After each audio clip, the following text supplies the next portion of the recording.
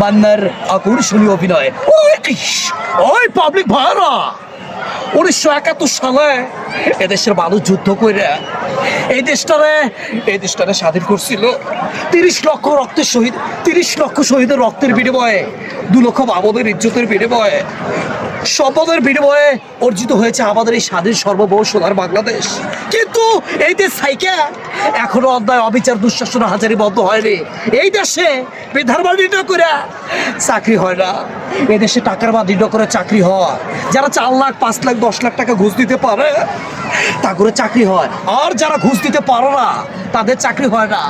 এই দেশে নির্বাচনের আগে মিষ্টি মিষ্টি কথা কয়া ফুসলায় ফাসলায়া এই দেশের নেতারা গরিব অসহায় মানুষদের কাছ থেকে ভোট নিয়ে নির্বাচনের পরে গুলশান বনানী বসুন্ধরায় উঁচু উঁচু দালাল তৈরি করে ভুলে যায় দেশের নিপীড়িত জনগণের কথা।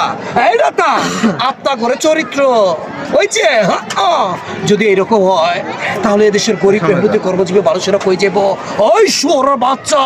আর একবার যদি ওই যে দুর্নীতি, চাঁদাবাজি, ঘুষ করে মামলা, ধর্ষণ, নারী নির্যাতন করেছিস, আমি বাইরে ফেলাবো।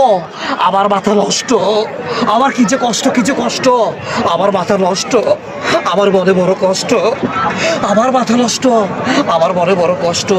থ্যাংক ইউ প্রিয় বন্ধুরা। মান্না ভাইয়ের ডায়লগটি যদি ভালো লাগে বেশি বেশি করে লাইক কমেন্ট করে আমাদের চ্যানেলটিকে সাবস্ক্রাইব করুন। Thank you so much.